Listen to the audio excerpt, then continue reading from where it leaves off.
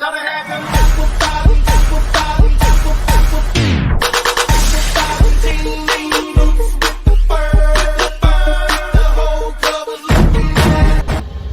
everybody, it's Phil from Walmart. Right Lane Truckin coming at you this evening. It is Monday night, and no, I'm not in my Walmart shirt tonight. I got to Sacramento and I parked my trailer and then parked my tractor because here in Sacramento they don't want us staying coupled. They redid the whole yard. They got rid of the layover parking, which used to be where you can back up and leave your tractor and trailer coupled up together. I think I talked about this in another video, but so I had to put the trailer in the other yard because this yard was completely full, just full. Now I'm gonna guess a certain percentage of these are empty trailers, and I don't know how many of them are layover trailers, but I could see several reefers without the reefer actually running, which tells me it's empty. And yeah, so it was completely full, so I had to take it over to the other yard, which was also almost full. And anyway, so when I got back to the main yard, I decided to go take a shower before filming. And yeah, so where did I leave you last night? Again, in Nyack. I'm not in Nyack tonight. I'm in Sacramento, as I said. So this is where I start. This is my domicile. Figured I'd stop here. We have showers. We have a driver's lounge, if you want to call it that. You can stand up and watch TV if you want. There's a TV playing, and you can watch TV if you wanted to go in there and watch TV. Get your morning coffee, get ice, anything from the vending machine, and then the bathrooms and the showers. So to me, it's better than, you know, just sitting in here and sweating it out. Not that I'm sweating, but I got the APU going and the AC running. So and the temperatures have gone down at night, so it's pretty nice actually. So anyway, I left you in Nyack. So I was on my way to McCarran, made it to McCarran. My ETD out of McCarran I set for 10:30, and I was topping off my reefer at 10:15 and out the door by 10:30, just before 10:30 actually. I was rolling down the highway before 10:30. So pretty good ETD. The dispatch they gave me was 4 stores. So I got 80 miles to get to McCarran, and then the mileage to get to these 4 stores, and then however far back I can get to McCarran. I was hoping to get more than what I got. I ended my day with 398 miles. 398. Not my fault.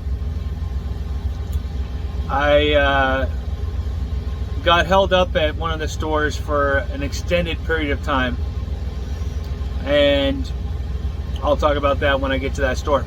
So first store was Fairfield.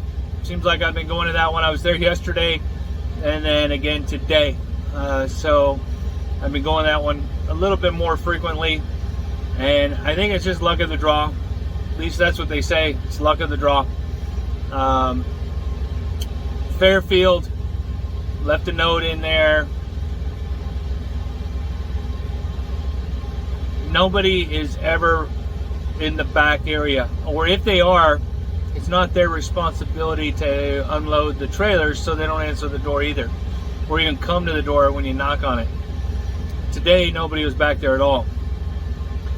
There was folks over in the GM dock area, and the way this is set up is you got your grocery on one side, and then directly across from it is the GM docks.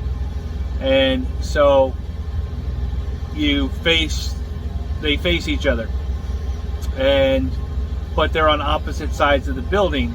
So when you go in, you have to walk the entire building to get to the grocery side. And so the GM guy let me in, and he called for somebody. It still took a while for somebody to come. Then somebody showed up,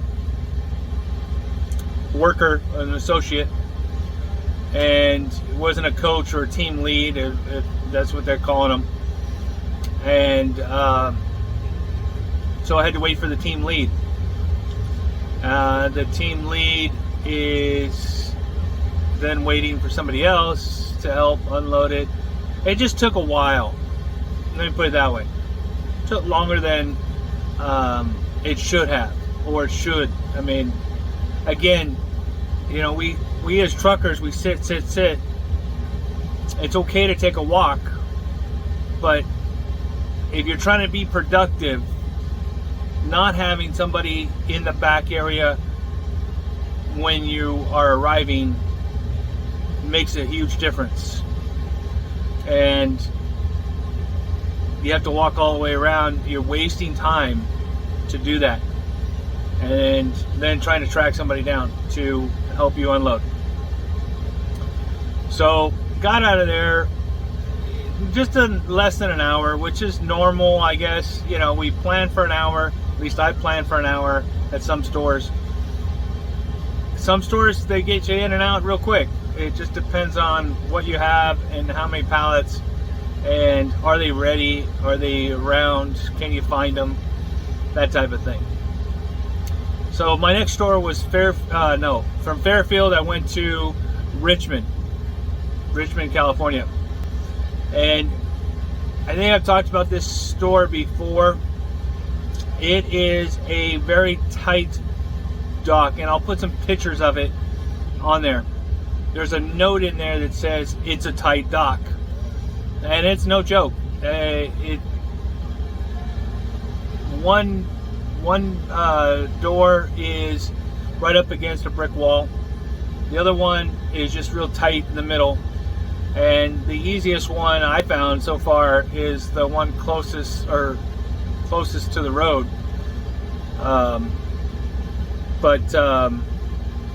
Anyway, that one is an old mall. It's at an old mall. And they took over I think an old department store building. And so when you park your trailer, it's a very short walk to get inside. Very easy walk to get inside. Because you're kind of in front of the store as it is at that point anyway. So anyway, so they're usually pretty good. The associate that does the receiving, he was there in the dock area when I walked back there. He's qualified on the electric power jack, and other than taking off 2 pallets for the next store and putting them off to the side, he was, you know, it was smooth. I mean, we just had to pull those out and put the other ones back in after we were done. Then I got my other store, which I already knew was going to be a problem. I already knew it from the last time I was at this store. And I talked about this one before. And it's Vallejo. And I don't know if it's just coincidence or just my bad luck. But I arrived there at 5. Let's see what time I got there. 5:42 is when I arrived there. In the afternoon, evening, early evening, whatever you want to call it. So this store is a little trickier. It's only a 2-docker, and the last time I went there, I backed into the dock I wanted to back into because there's no sign saying that one dock isn't working. So last time I was there, I had to move my tractor over one dock, or the trailer and the tractor over one dock to get to the working dock. Normally, I really wouldn't be upset with something like that, but it is a dock that you have to, like in Vacaville, that you have to slide your tandems. Otherwise, you're going to tear up the wind skirts or skirts as you back in or pull out. So you got to back in and then adjust them, adjust the tandems, and then back the rest of the way to the dock. And before you pull off, you have to pull off just so far, adjust your tandems again in order to pull all the way out. All right, so 5:42, that's when I hit the arrive button and everything else. Then I backed into the dock, got it all done, and go to the door. I actually went to the door right when I got there. I parked, I went to the door, knocked on the door. I wanted to make sure what bay they wanted me in, what door they wanted me in. And nobody answered. 5:42, nobody answered. Then I back in, go around, go inside, walked all the way to the bay, the back area, the receiving area. Nobody's around. Ghost town.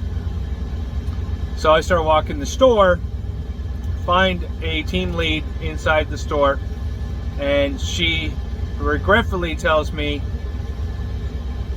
that the receivers are on lunch. Yeah, on lunch. And this store, I think I told this story, evidently they take an hour meal every time. I think I said this on the last time I was at this store. Hour meal. So off to the tractor, I said, have them, let them know that I'm in the back, I'm in the tractor, open up the door, let me know when they're ready, and I'll come in. So I went to the tractor, and I'd already started my meal, and I was taking my meal, and waiting, came off meal, waiting. I got tired of waiting, so I went inside, and I found a young man that I had seen before, and I guess he was just coming back from meal. He's like, oh, let me clock in, and then we had to wait for the guy with the key to open it up, the manager, the supervisor, whoever was in charge, to open up the doors. And then from there, we started unloading. I didn't leave that store until 7:28. I got there at 5:42 and didn't leave till 7:28. That killed my day. That killed my plans. That killed me getting to the next store and getting out efficiently and everything else. So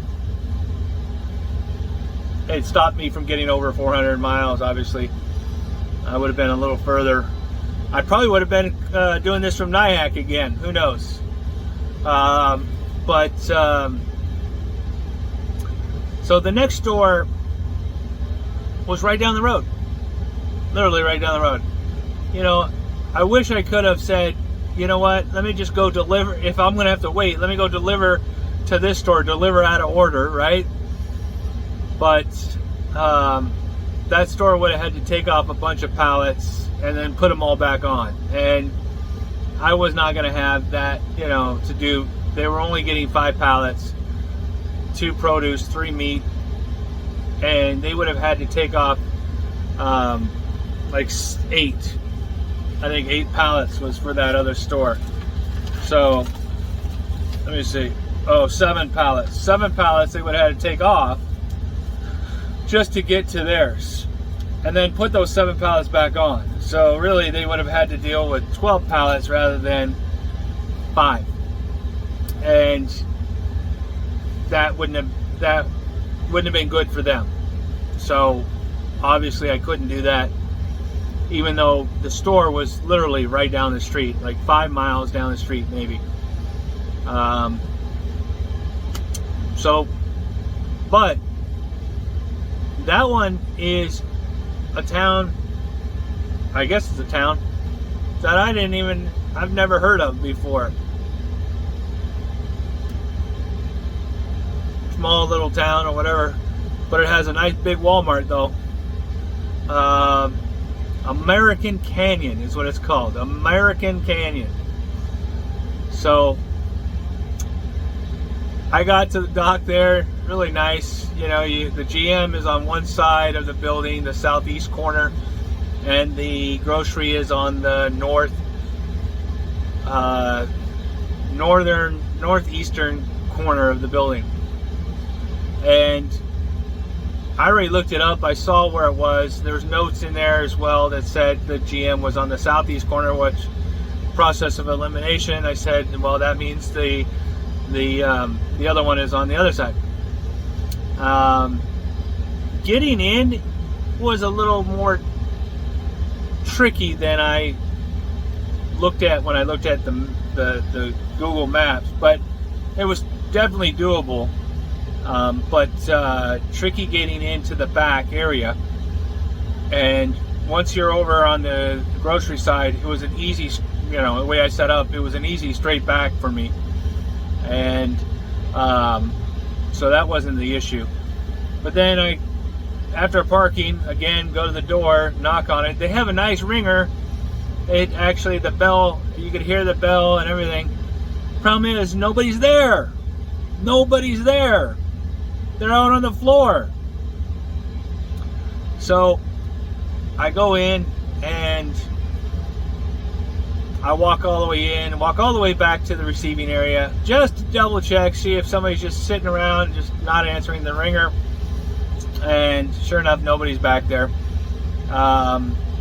So I walk all the way back up to the front, the customer service counter, and ask the customer service agents to page the meat and produce, the receivers for the meat and produce.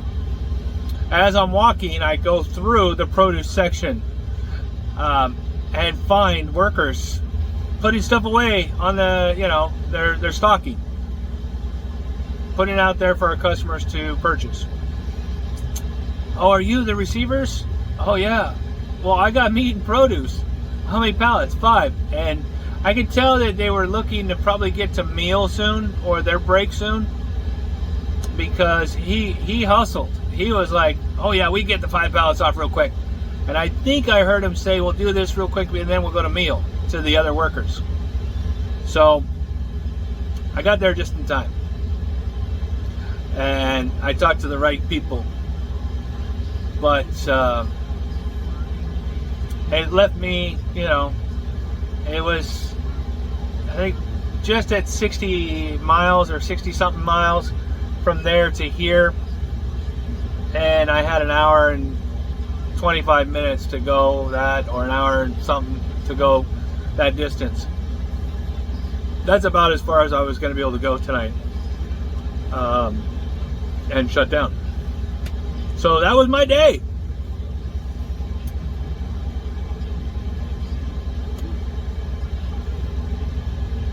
I didn't quite get the $400 per day mark that I want, but we'll see. So I did talk to management earlier in the day about extending on Wednesday. So I'll probably extend on Wednesday.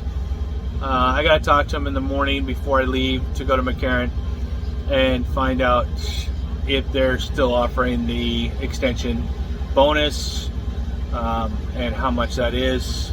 Because depending on the holiday, or depending on the day, the week, the month, that bonus goes up or down. It just depends. Plus you get the layover, the extra $42 to lay over in the sleeper. So anyway, so that's that.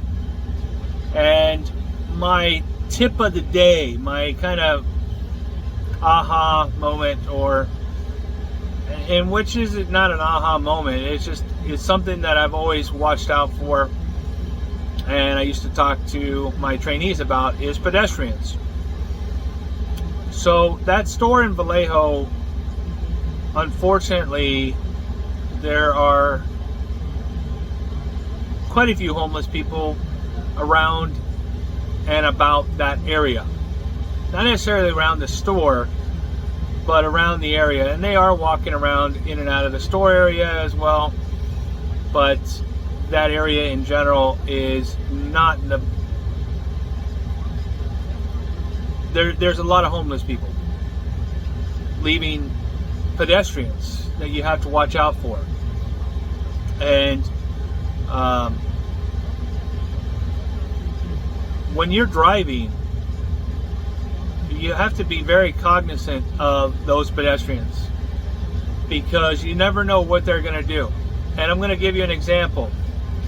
Is I'm driving down the highway. It's a highway, but it's like the main drag for the city of Vallejo, and it's called Highway 29.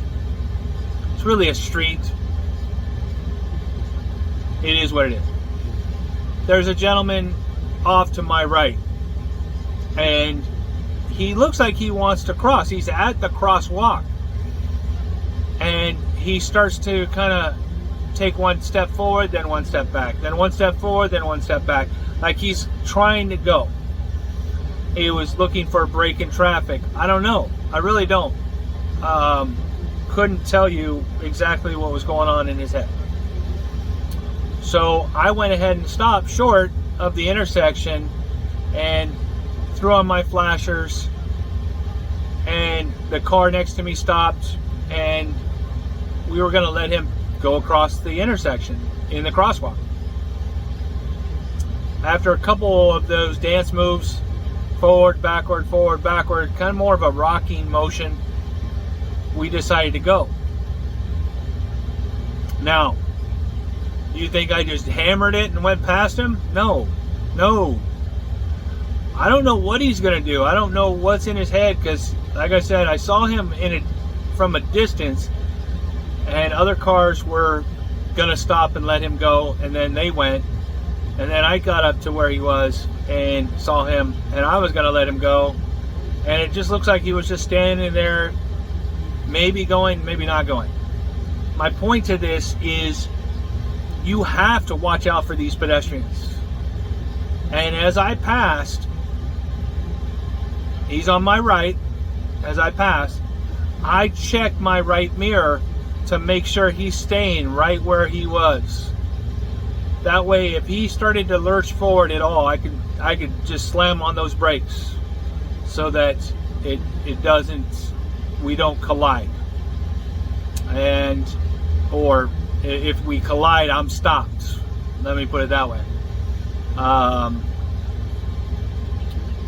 So be very, very cognizant of pedestrians, especially those that are at the intersections, those that aren't at the intersections, bicyclists that are bicycling that might want to cross right in front of you. That happens. They don't look one way or the other. And so just be careful of those folks out there that aren't paying attention, because you got to remember, in today's society, what do a lot of people have in their ears? Their earbuds, right? So they're either talking on the phone with their earbuds, or they're listening to music out of their earbuds. And if one of those two things are happening, they might not hear that big truck coming down the road.